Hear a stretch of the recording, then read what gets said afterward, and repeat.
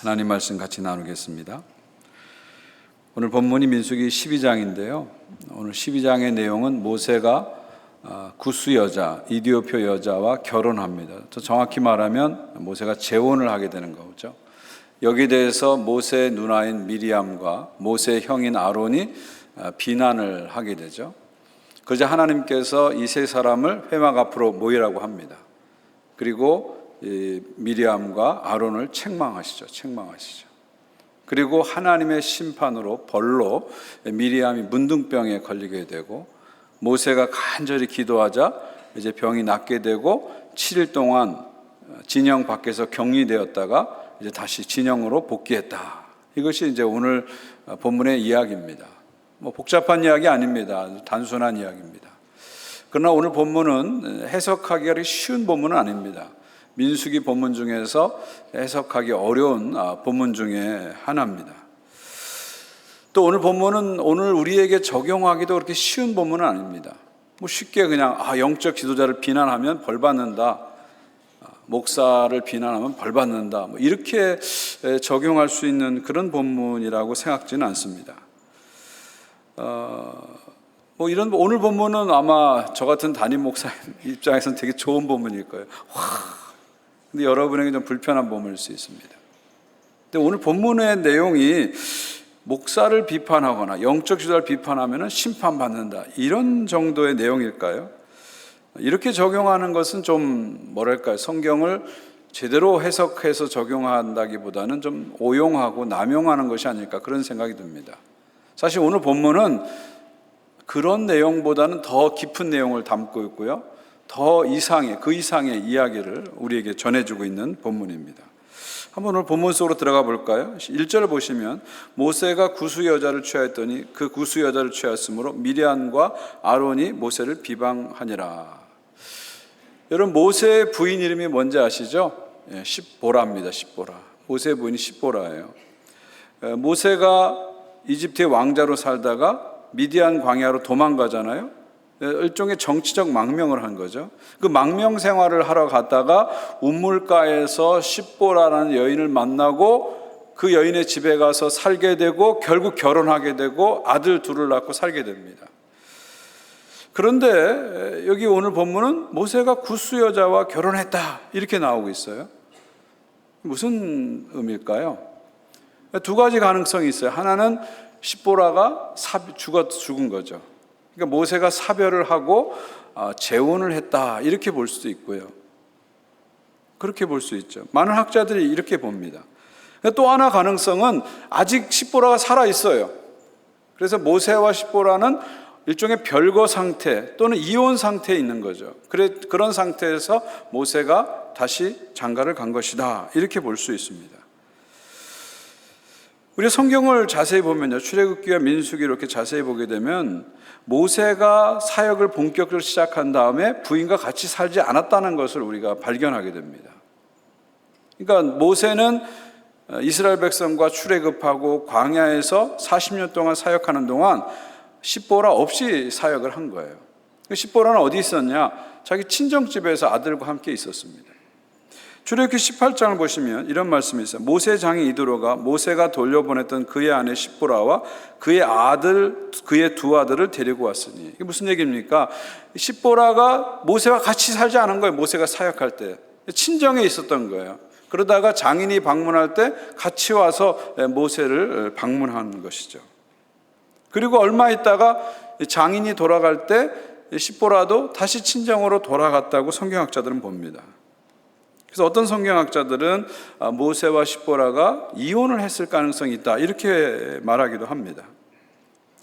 유대교의 성경 해석을 담은 책이 미드라시인데요, 아주 권위 있는 성경 해석 책이죠. 미드라시가. 그 미드라시 전통에 의하면 모세가 출애굽 사역을 하면서 아내와 떨어져 지냈고 별거 상태로 살았다, 이렇게 이제 미드라시는 결론을 내립니다. 그러니까 성경은 자세히 얘기하고 있지는 않지만 모세와 십보라의 관계가 썩 그렇게 좋은 부부 관계는 아니었다는 것을 우리에게 여러 본문을 통해서 간접적으로 보여줍니다. 제가 추측해 보건대 모세 부인은 미디안 제사장 딸이니까 이 신앙적으로 영적으로 맞지 않았을 수 있어요. 그러니까 같이 이 동역하기가 쉽지 않았다 이렇게 볼 수도 있죠. 그러니까 성경에서 출애굽기를 봐도 그렇고 다른 모세오경을 봐도 그렇고 십보라에 대한 기록이 전혀 없어요. 이건 요셉도 마찬가지잖아요. 요셉이 누구하고 결혼했죠? 이집트의 제사장 딸하고 결혼했잖아요. 그래서 창세기를 보게 되면 요셉의 부인에 대한 이야기가 전혀 나오지 않습니다. 이건 무슨 얘기입니까? 영향을 주지 않았거나 서로 관계가 이렇게 썩 좋지 않았다. 이렇게 우리가 추측을 할 수 있는 거죠. 결국 모세는 사별 또는 별거 상태에서 구스 여자와 결혼했다. 이렇게 우리가 여러 가지를 종합했을 때 해석을 해낼 수 있는 것입니다. 대체로 성경학자들은 모세가 부인 십보라와 오랫동안 별거 상태에 있었는데 그러다가 십보라가 죽은 후에 모세가 구스 여자와 이디오피아 여자와 재혼을 했다 이렇게 이제 해석을 하는 겁니다. 자, 이렇게 본다면 모세의 재혼에 대해서 미리암과 아론이 비난할 필요는 없습니다. 왜냐하면 성경은 신앙이 다른 여자와 결혼하는 것에 대해서는 문제를 삼지만 인종이 다른 여자와 결혼하는 것에서 문제 삼지 않거든요. 여러분 예수님의 족보를 봐도 유대 여자가 아닌 사람이 4사람이나 나오잖아요. 그러니까 사실은 미리암과 아론이 모세 재혼에 대해서 비난을 하는데 사실은 이것은 표면적인 이유라고 볼 수 있는 거예요. 이거는 이슈가 될 만한 게 아니에요. 그냥 표면적인 이유일 뿐이에요. 정말 이들이 모세를 비난한 이유는 다른 데 있습니다. 실질적인 이유는 다른 데 있어요. 이것이 바로 오늘 본문을 해석하는 열쇠다, 키다 이렇게 볼 수 있습니다. 2절을 보십시오. 그들이 이르되 여호와께서 모세만 말씀하셨더냐 우리와도 말씀하지 아니하셨더냐 하매 여호와께서 이 말을 들으셨더라. 자, 여기 보십시오. 만약에 미리암과 아론이 모세 결혼해서 비난했다면 2절은 어떻게 나와야 돼요? 어떤 말씀이 나와야 돼요? 너는 이스라엘 지도자인데 어떻게 구스 여자하고 이디오피아 여자하고 결혼하냐? 이스라엘 여자하고 결혼하지 않고 왜 이디오피아 여자하고 결혼하냐? 이런 대목이 나와야 되는데 2절에 그런 말씀이 없잖아요. 오히려 어떤 말씀이 있어요? 하나님이 모세하고만 이야기하느냐? 이렇게 얘기하고 있는 거예요. 이건 무슨 얘기입니까?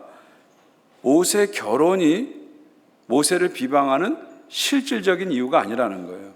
이건 표면적인 이유일 뿐이고 실질적인 이유는 따로 있다는 겁니다. 여러분 사람들과 대화할 때 사람들이 이야기할 때 표면적인 이유와 실질적인 이유가 다르다는 걸 여러분은 아셔야 됩니다. 그걸 잘 캐치해야 대화를 잘 풀어갈 수 있고 타협을 잘 할 수 있는 거예요. 지금 미리암과 아론은 모세 재혼을 빌미로 해서 모세를 비난하고 있지만 실질적인 이유는 뭐예요? 모세가 가진 영적인 권위에 도전하는 겁니다. 그리고 모세가 가진 그 독특하고 특별한 영적 지위를 자신들도 갖고 싶은 거예요. 그러니까 모세 재혼을 빌미로 해서 그냥 모세를 흠집내게 하고 모세의 권위를 흔드는 거죠. 실제 그들의 마음에는 뭐가 있는 거예요? 이 시기심이 있는 거예요. 나도 모세처럼 하나님이 주신 특별한 권한을 갖고 싶다. 나도 모세처럼 하나님 앞에서 독특한 영적인 위치를 나도 갖고 싶다. 나는 왜 안 돼? 이런 마음이 지금 미리암 안에 있는 것이고 아론 안에 있는 것입니다. 그래서 이렇게 얘기하는 거죠. 사실 여러분 미리암과 아론, 모세의 누나 미리암, 모세의 형 아론만 해도 대단한 영적인 위치에 있는 사람들이에요. 미리암은 선지자입니다. 출애굽기 15장 20절 보십시오. 아론의 누이 선지자 미리암이 손에 소고를 잡으매 모든 여인도 그를 따라 나오며 소고를 잡고 춤추니. 출애굽기는 미리암을 가리켜서 선지자다 이렇게 명시하고 있습니다. 성경 전체에서 최초의 여자 선지자가 누구냐면 미리암입니다. 미리암이에요. 이름도 선지자하기 딱 좋잖아요. 미리암, 미리 아니까. 선지자하기 얼마나 좋아요. 미리암. 미리암은 온 이스라엘 백성들을 여자들을 다 동원해서 출애굽 이후에 홍해를 건넌 후에 큰 찬양을 부릅니다. 그러니까 이스라엘 공동체 전체에서 여자 리더가 미리암이라는 거예요. 남자 리더가 모세라면 여자 리더는 미리암이다 이렇게 보시면 됩니다. 그러니까 미리암도 대단한 사람입니다. 그런데 미리암은 여기에 만족하지 않고 자기 동생 모세가 가진 그 독특한 영적인 권위를 자기도 갖고 싶은 거예요. 왜 하나님이 모세하고 없냐게 나하고도 얘기하는데 나도 모세하고 뭐가 달라 하면서 그 동생에 대한 이 젤러시, 시기심이 발동한 거죠. 여러분, 아론 역시 대단한 사람 아닙니까? 이스라엘 초대 대제사장이잖아요. 성전과 제사 전체를 관장하는 최고의 영적 지도자가 아론입니다. 그런데 아론 역시 이 정도에 만족하지 못하는 거예요. 나도 모세가 가진 독특하고 유니크하고 배타적이고 익스클루시브하고 특별한 이 스페셜한 그 영적인 권위를 나도 갖고 싶은 거예요. 나는 왜 안 돼? 모세 동생 모세도 하는데 왜 나는 안 돼? 이런 마음이 그의 안에 있는 것입니다. 그래서 미리암과 아론은 모세에 대한 시기심 때문에 모세 재혼을 구실로 비난하고 있는 것이죠. 아론과 미리암은 모세가 가진 이 독보적인 영적 위치에 오르고 싶은 것이죠.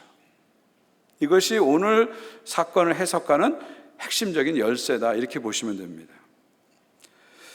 자, 2절을 다시 한번 보시면요, 2절 끝에 무슨 말씀이 있어요?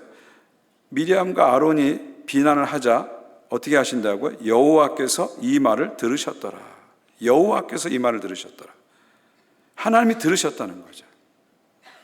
여기서 우리는 중요한 사실을 하나 또 발견하게 되죠. 하나님은 우리가 하는 모든 말을 들으신다는 거예요. 우리가 저 구석에서 누구를 씻고 있고, 저 구석에서 누구에 대해서 나쁘게 얘기하고, 저 아무도 모르는 곳에서 어두운 말을 할 때 아무도 안 듣는 것 같지만 하나님은 다 듣고 계시다는 거죠. 모든 대화를 하나님 들으신다는 거예요. 이것이 민수기에 흐르는 아주 중요한 영성입니다. 그 앞에 11장 1절을 보십시오. 여호와께서 들으시기에 백성이 악한 말로 원망하며 여호와께서 들으시고, 또 나오잖아요. 여호와께서 들으시고, 백성들이 저 구석에서 꿍얼꿍얼하고 이 음식 이게 뭐야? 왜 이것만 먹어야 돼? 하는 소리들을 자기들끼리 얘기한 거지만 여호와께서 들으심에 하나님이 다 들으셨다는 거죠. 그리고 14장 가게 되면 이스라엘 백성들이 정탐꾼이 와가지고 10명의 정탐꾼이 와가지고 부정적인 보고를 하자 이스라엘 백성들이 낙망하고 절망하면서 땅을 치면서 우리가 광야에서 죽었으면 좋았을 것을 한탄하죠. 그때도 그 소리를 하나님께서 다 들으십니다. 14장 27절입니다. 나를 원망하는 이 악한 회중에게 내가 어느 때까지 참으랴. 이스라엘 자손이 나를 향하여 원망하는 바 그 원망하는 말을 내가 들었노라.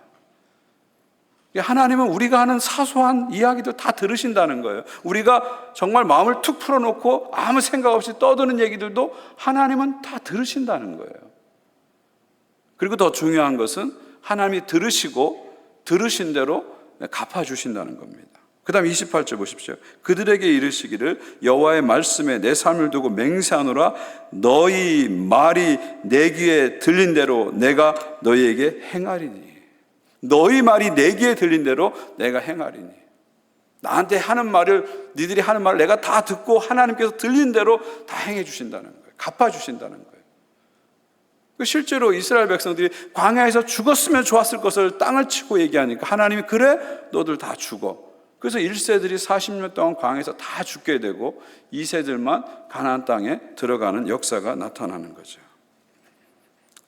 하나님께서 우리의 대화를, 우리가 어디서 대화하든, 가정에서 대화하든, 교회에서 대화하든, 어디서 대화하든 모든 대화를 들으신다는 거예요. 그리고 들으시고 그대로 갚으신다는 거예요. 이것은 크리스찬의 언어 생활에 아주 중요한 진리입니다. 아주 중요한 진리예요.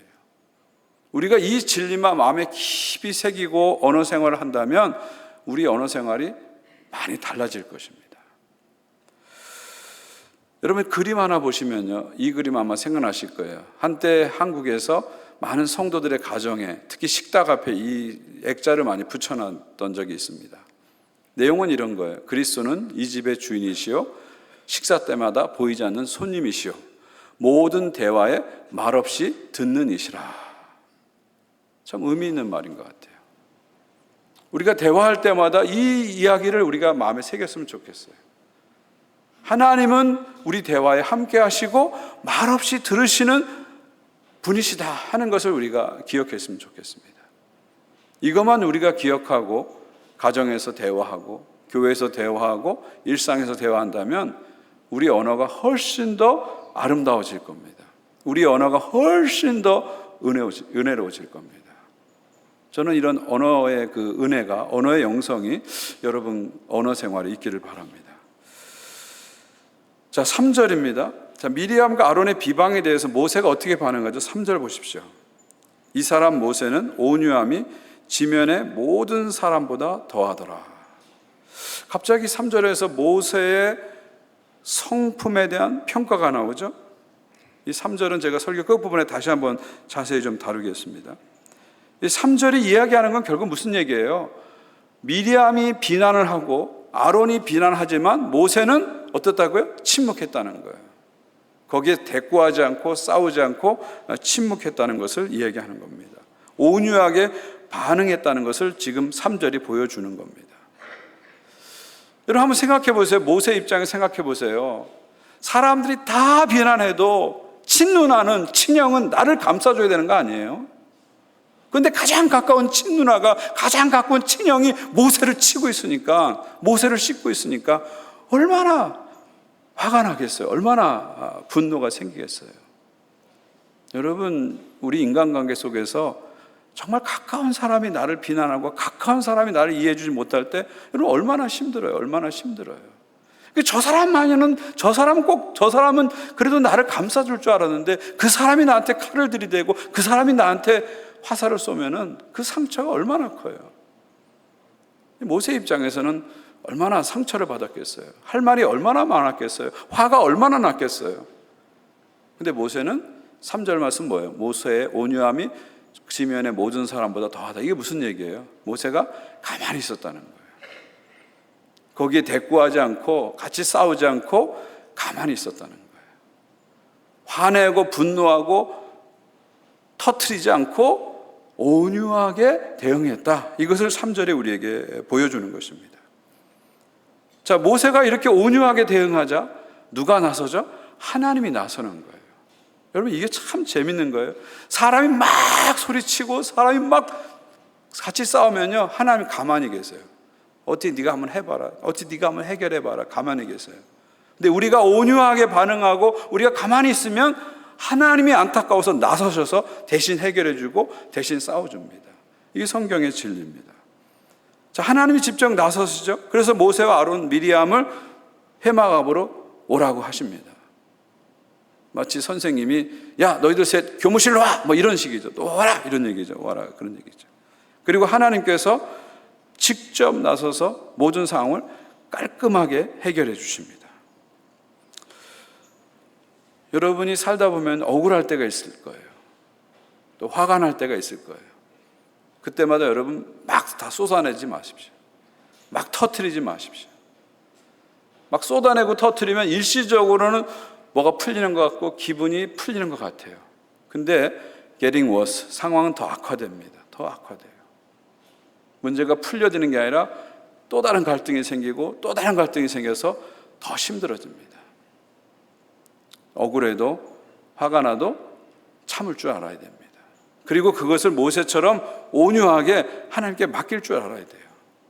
그러면 하나님께서 하나님의 방법으로 이렇게 풀어주세요. 깔끔하게 정리해 주세요. 하나님의 때에 하나님이 다 만져주시는 겁니다. 저도 목회를 하면서 인간관계 갈등을 많이 보게 되고요. 또 저도 또 많이 겪게 됩니다. 어떤 경우는 막 화가 막 올라와가지고 머리끝까지 화가 올라올 때가 있어요. 근데 그걸 다 터뜨렸다면 저는 아마 목회를 못했을 겁니다.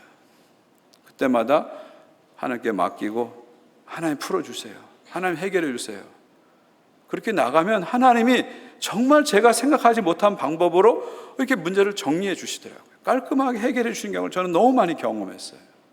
그때 내가 참지 못하고 터뜨렸다면 내 목회가 얼마나 어려웠을 텐데 그때 참으니까 하나님이 차츰 하나님 때 해결해 주시더라고요. 저는 여러분도 마찬가지라고 생각해요. 가정에서 관계든 일터에서 관계든 사람과 관계에서 할 말 다 한다고 해결되는 게 아닙니다. 때로는 침묵할 줄 알아야 돼요. 때로는 하나님께 맡길 줄 알아야 돼요. 그럼 하나님이 하나님의 방법으로 이렇게 나서셔서 해결해 주십니다. 자, 6절에서 8절을 보면 하나님의 이제 변호가 나오죠. 6절부터 8절을 보십시오. 이르시되 내 말을 들으라. 너희 중에 선지자가 있으면 나 여호와가 환상으로 나를 그에게 알리기도 하고 꿈으로 그와 말하기도 하거니와 내 종 모세와는 그렇지 아니하니 그는 내 온 집에 충성함이라. 그와는 내가 대면하여 명백히 말하고 은밀한 말로 하지 아니하며 그는 또한 여호와의 형상을 보고는 너희가 어찌하여 내 종 모세를 비방하기를 두려워하지 아니하느냐. 이게 무슨 말입니까? 하나님이 선지자들과 이야기를 하시는데 선지자들과 이야기할 때는 중간 매개체, 미디엄을 놓고 그 중간 매개체를 통해서 얘기한다는 거예요. 때로는 환상을 통해서, 때로는 꿈을 통해서, 때로는 은밀한 메시지를 통해서 중간 매개체를 놓고 얘기한다는 겁니다. 그런데 모세하고는 그렇지 않다는 거예요. 중간 매개체 없이 얼굴과 얼굴로 직접 대면해서 직접적으로 명백하게 말씀하신다, 그런 얘기죠. 그러니까 모세는 보통 선지자들과 다른 레벨의 사람이라는 것을 하나님이 지금 이야기해 주는 거예요. 요즘 젊은이들의 말로 한다면 모세는 another 레벨의 사람이라는 거예요. 보통 선지자, 보통 제사장과는 다른 차원의, 다른 레벨의 하나님의 종이라는 것을 하나님이 지금 컨펌해 주시는 거, 확인시켜 주시는 겁니다. 요즘 유행하는 말로 하면 하나님이 직접 나서서 모세를 확실하게 쉴드를 딱 쳐주는 거예요. 야, 모세 건드리지 마. 모세는 독특한 영적인 위치를 가지고 나와 만나는 사람이야. 건드리지 마 하고 쉴드를 딱 쳐주는 거죠. 그러면서 하나님이 모세를 향해서 모세를 비방하지 말라. 모세의 권위에 도전하지 말라. 모세는 독특한 영적인 권위를 가지고 내 앞에 서 있다 말씀하시는 거죠. 그러니까 하나님이 모세의 권위를 세워주시는 겁니다.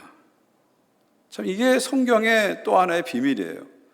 내가 나를 막 세우려고 그러면 사람만 추해집니다. 내가 내 권위를 막 높이려고 하고 막 자랑해서 내가 막 대단한 사람처럼 자꾸 얘기하면요, 자꾸 추해져요. 내가 가만히 있으면요, 하나님이 알아서 높여주십니다. 지금 모세가 침묵하고 온유하게 반응하니까 하나님이 알아서 모세의 권위를 높여주시고 모세를 세워주는 것을 볼 수가 있습니다. 그러니까 오늘 본문을 가지고 목사님들이 영적 지도자를 비방하지 말라, 목사 비판하면 벌 받는다, 이렇게 적용해서는 안 되죠. 사실 목회자들은, 설교자인 저와 같은 사람은 이 본문을 어떻게 적용해야 될까요? 우리가 억울한 일을 당해도 비난을 받아도 모세처럼 온유하게 반응해야 된다. 침묵으로 나가야 된다. 그때 하나님께서 나서셔서 문제를 해결해 주신다. 이렇게 적용을 해야 되죠. 그러지 않고 목사 비방하면 벌받는다, 이렇게 적용하는 것은 이 본문을 잘못 적용하는 거죠. 모세는 지금 가만히 있어요. 누가 막아주세요? 하나님 막아주시고 하나님 높여주신다는 사실을 우리는 오늘 말씀을 통해서 기억해야 됩니다. 결국 오늘 말씀의 핵심은 뭐냐면 모세는 특별한 영적인 권위가 있다는 것이죠. 그래서 미리암이 아무리 높은 선지자라도 모세의 권위에 도전할 수 없다는 거예요. 아론이 아무리 큰 대제사장이라도 모세의 권위에 도전할 수 없다는 거예요. 그래서 미리암도 아론도 결국 모세의 권위에 순종하라, 이게 하나님의 핵심 메시지죠. 모든 백성들이 모세의 권위를 특별히 인정하고 그 권위에 순종하라, 이것이 이제 오늘 말씀의 핵심 메시지입니다. 그런데 여러분, 모세보다 더 특별한 영적 권위를 가지신 분이 계시죠? 누구죠? 바로 예수님이시죠. 예수님께서 변화산에서 기도하실 때 누가 나타나죠? 엘리야가 나타나고 모세가 나타나죠. 엘리야는 선지자의 대표고 모세는 율법의 대표입니다. 그래서 예수님과 모세와 엘리야가 함께 이야기를 합니다. 그러니까 모세는 하나님을 대면해서 본 사람이고 예수님도 대면해서 본 특별한 영적 위치에 있는 사람이죠. 그렇게 모세와 엘리야와 예수님이 함께 변화산에서 대화하신 다음에 마지막 하늘에서 음성이 들리고 결론이 이렇게 내려집니다. 마가복음 9장 7절입니다. 마침 구름이 와서 그들을 덮으며 구름 속에서 소리가 나되 이는 내 사랑하는 아들이니 너희는 그의 말을 들으라. 이게 결론이죠. 이는 내 사랑하는 아들이니, 예수님은 하나님이 보내신 하나님의 사랑받는 아들이니 우리의 구원자이시니 너희는 그의 말을 들으라. Listen to him. 그의 말을 들으라. 이게 결론입니다. 결국 무슨 얘기예요? 예수님은 모세보다 훨씬 권위가 있는 분이에요. 엘리야보다 훨씬 권위가 있는 분입니다. 예수님은 최고의 권위자라는 거예요. 그러므로 모든 백성들은 그의 말을 들어라. 그의 말을 들어야 살 수 있고, 그의 말을 들어야 구원을 받을 수 있고, 그의 말을 들어야 영생을 얻을 수 있다. 그런 말씀이죠. 이제 최고의 권위자, 최고의 계시는 예수 그리스도시다 하는 것이 이 변화산에서 확증되는 것입니다. 모세의 권위에 도전해서 심판을 받은 미리암을 보면서 우리는 교훈을 얻어야 되죠. 모세의 권위에 도전해도 심판을 받는데 하물며 모세보다 더 크신 예수님의 권위에 우리가 도전한다면 우리는 더 큰 심판을 받겠죠. 더 큰 벌을 받겠죠. 영원한 심판을 받겠죠. 저는 우리 모두가 오늘 말씀을 이렇게 마음에 새기면서 모세보다 더 큰 권위를 가지신 예수님의 권위에 순종하는 그런 결단했으면 좋겠어요. 우리가 얼마나 세상 권위자들에게 의뢰하고 세상 권위자들을 얼마나 신뢰합니까? 그래서 전문가들의 이야기면 귀를 쫑긋하고 듣잖아요. 뭐 의사나 변호사나 뭐 심리학자들 얘기 들으면 이렇게 듣잖아요. 세상 권위자들의 얘기는 귀를 쫑긋하며 들으면서 왜 예수님의 말씀의 권위 앞에 여러분 순종하지 않았습니까? 예수님은 최고의 권위자세요. 모세보다 뛰어나신 분입니다. 우리 그분의 권위에 순종해야 됩니다. 그분의 권위 앞에 무릎을 꿇어야 돼요. 그분에게 순종하는 것이 살 길입니다. 그분에게 순종하는 것이 우리가 가야 할 길입니다. 잊지 마십시오. 잊지 마십시오. 여러분 인생에 어떤 문제가 생겼을 때, 어떤 어려움이 생겼을 때 세상의 전문가들의 소리만 듣지 마세요. 세상의 권위자들의 소리만 듣지 마세요. 최고의 권위를 가지신 예수님의 말씀을 들으세요. 그리고 예수님 말씀에 순종하세요. 날마다 하나님 말씀을 읽고 그 말씀에 순종하는 훈련을 여러분 하셔야 됩니다. 매일 세상 권위자들의 이야기를 청취하고 듣고 그걸 귀담아 듣고 적용하고 실천하고 그런 삶을 여러분 사시잖아요. 근데 왜 최고의 권위자이신 예수님의 말씀에는 그렇게 하지 않으세요? 그의 말을 들으라. 예수님 말씀 들어야 우리가 살 수 있습니다. 예수님 말씀 들어야 문제가 해결되는 겁니다. 예수님 말씀 들어야 삶의 깊은 의미를 찾게 되고 방향을 찾게 되고 평화를 찾게 되는 것이죠. 저는 저와 여러분이 최고의 권위자이신 예수님의 권위에 기탄 없이 주저없이 날마다 순종하시기를 주님의 이름으로 축원드립니다. 마지막으로 3절 말씀을 다시 한번 읽겠습니다. 우리 3절 한 목소리 같이 읽겠습니다. 시작. 이 사람 모세는 온유함이 지면의 모든 사람보다 더하더라. 이 사람 모세는 온유함이 지면의 모든 사람보다 더하더라. 제가 이번에 설교를 준비하면서 이상하게 이 3절 말씀이 자꾸 저를 끌어당기더라고요. 그래서 3절 말씀을 여러 번 읽으면서 저에게 주는 메시지를 묵상하였습니다. 이 3절 말씀은 모세의 인물에 대한 평가 아닙니까? 모세의 성품에 대한 평가죠. 이 3절은 누가 말했을까요? 모세 자신이 말했을까요? 이 사람 모세는 온유함이 지면의 모든 사람보다 더하더라. 모세 자신이 말했을까요? 모세 자신이 말하진 않았을 겁니다. 그럼 이 3절은 누가 말했을까요? 성경이 말한 거예요. 성경이 모세의 성품에 대해서 평가하면서 내린 결론이 3절이죠. 다른 말로 하면 3절 말씀은 모세의 성품에 대해서, 모세의 사람됨에 대해서 하나님의 평가다, 하나님의 결론이다, 이렇게 볼 수가 있습니다. 여기 보시니까 이 사람 모세는 그랬어요. The man Moses 그랬어요. 무슨 얘기예요? 모세도 인간이다. 이 사람 모세도 인간이라는 거예요. 모세가 하나님을 직접 대면할 정도로 특별한 영적인 권위를 가졌지만 이 사람 모세도 인간이라는 겁니다. 모세도 인간인지라 광야에서 사람들의 비난을 듣고 경무에 시달리면서 스트레스 받고 괴로워하고, 그래서 구스 여자와 재혼을 결심하는 거예요. 안 했으면 더 좋았지만 또 모세도 인간인지라 아내가 또 필요했던 거예요. 또 모세도 인간인지라 백성들이 자꾸 비난하니까 못해 먹겠습니다, 죽고 싶습니다, 이런 소리 하는 겁니다. 또 모세도 인간인지라 하나님 반석을 치라고 하지 않았는데 화가 막 올라오니까 반석을 2번 쳐가지고 그렇게 들어가고 싶었던 가나안 땅에 들어가지 못하게 된 것입니다. 이 사람 모세가 아무리 영적인 권위가 있어도 모세도 인간이다, 성경 우리에게 가르쳐 주는 거예요. 그런데 이 인간인 모세가 많은 약점이 있지만, 많은 실수를 했지만, 그럼에도 불구하고 그의 성품을 한마디로 뭐라고 표현하고 있어요? 온유함, 이렇게 표현하고 있습니다. 모세는 온유한 사람이다, 온유한 사람이다, 이렇게 표현하고 있는 거죠. 온유하다는 형용사가 히브리어로 아나브인데요. 그 뜻은 전적으로 하나님을 의지하는 상태를 말하는 겁니다. 전적으로 하나님께 길들여진 상태가 아나브의 뜻입니다. 아나브의 뜻입니다. 이 아나브란 말을 한국말로 온유함, 겸손함으로 번역할 수 있는데요, 정확한 뜻은 뭐냐면 하나님께 온전히 자신의 삶을 맡기고 살아가는 그 모습을 아나브라고 하는 겁니다. 하나님께 자신의 삶을 맡기고 하나님께 이끌리는 삶을 살아가는 게 아나브라는 이 형용사의 의미입니다. 그러니까 모세도 인간이지라 많은 약점과 실수가 있지만, 우리와 똑같은 인간이지만 그럼에도 불구하고 삶의 모든 순간순간마다 자신의 삶을 하나님께 맡기면서 하나님의 이끌림을 받는 삶을 살았다. 이것이 성경이 모세에 대한 최종적인 평가다, 이렇게 보시면 되죠. 저는 3절을 묵상하면서